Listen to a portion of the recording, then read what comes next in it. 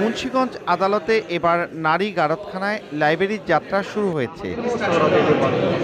গ্রেপ্তারকৃত অবস্থায় আদালতে বিচার কাজের জন্য সময় সময় হাজির করা হয় আসামিদের। আদালতে বিচারকের সম্মুখে এই বন্দীদের কিছু সময়ের জন্য উপস্থাপন করা হয়, আর বাকি দিনের বেশ খানিকটা সময় আদালতের গারদখানায় অলস বসে থাকতে হয়। আদালতের কার্যক্রম শেষে পড়ন্ত বিকেলে আইনশৃঙ্খলা বাহিনীর নিরাপত্তায় বন্দীদের একসাথেই প্রিজন ভ্যানে কারাগারে নেওয়া হয়।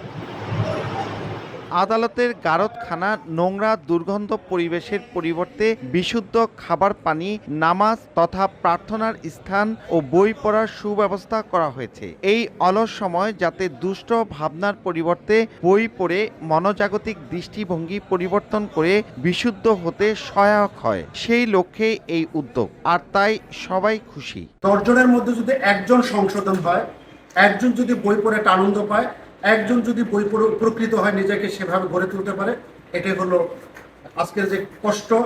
আমাদের চিফ জস্টিস মহোদয়ের যে উদ্যোগ, সেই উদ্যোগ তখনই সার্থক হবে। এই কাজ আমাদের আরো চলমান থাকবে ভবিষ্যতে এবং ত্বরান্বিত থাকবে। আমরা পড়িলে বই আলোকিত হই। একটি বই পড়ে যদি একটি গারদখানায় এসে, আমি কিছুদিন আগে শুনতে পেয়েছি যে একজন ভদ্র মহিলা তিনি গারদখানায় এসে তিনি কোরআন শরীফ পড়েছেন। এটা শুনে আমার কাছে খুবই ভালো লেগেছে। তিনি হয়তো একটি কোরআন শরীফ, এই প্রয়াসটাও আমাকে অনেক বেশি অনুপ্রাণিত করেছে।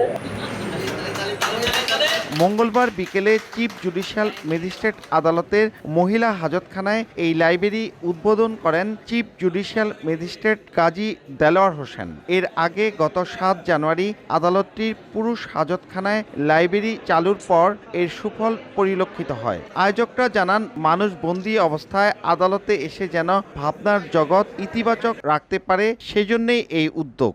আমাদের দেশে সামগ্রিকভাবে মানুষকে উন্নত চরিত্রের এবং আদর্শিক জায়গায় নিয়ে যাওয়ার তেমন কোনো আনুষ্ঠানিক কাঠামো দেখা যায় না। কোর্ট কাছারিতে যখন আসে তখন মনে করা হয় যেন এরা আজন্ম পাপিষ্ট এসেছে।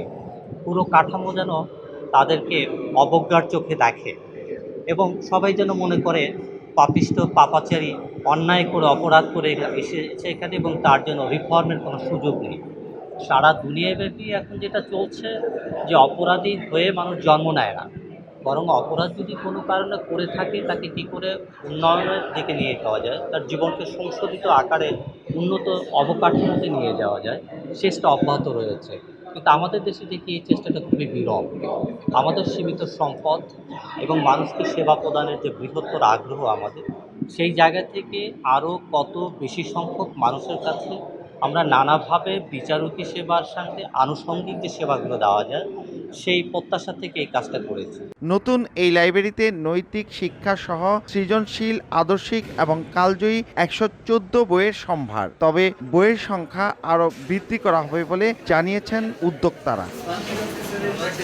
নাসির উদ্দিন উজ্জ্বল, সময় সংবাদ, মুন্সিগঞ্জ।